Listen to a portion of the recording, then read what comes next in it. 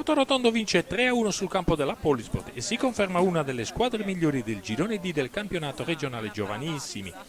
I ragazzi di Michele Tamponi sbloccano la gara nel primo tempo e prendono il largo nella ripresa, rintuzzando la reazione dei padroni di casa.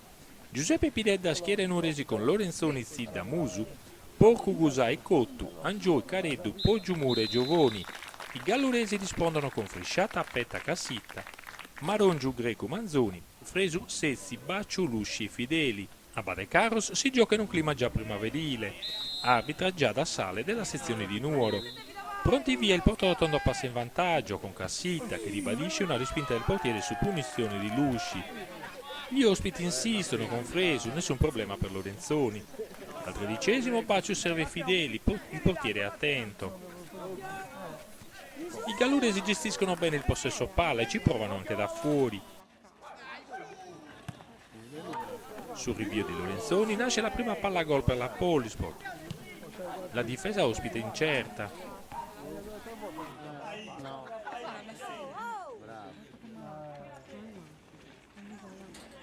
Lusci mette dentro un pallone interessante che per poco non si infila in rete.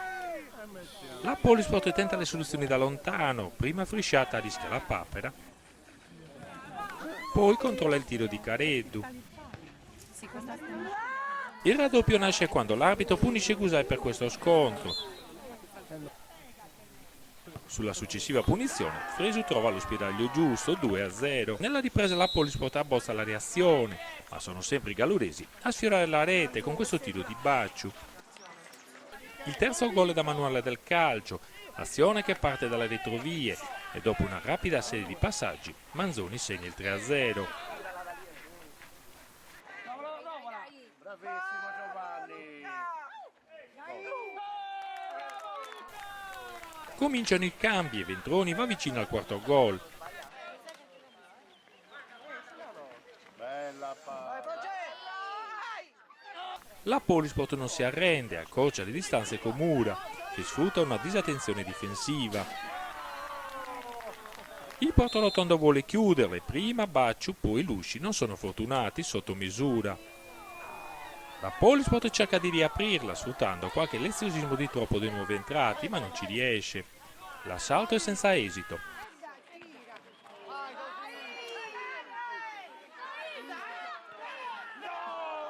C'è tempo anche per un gol annullato a Ventroni per fuorigioco. Finisce 3-1, il Portorotondo va in vacanza nel mondo migliore.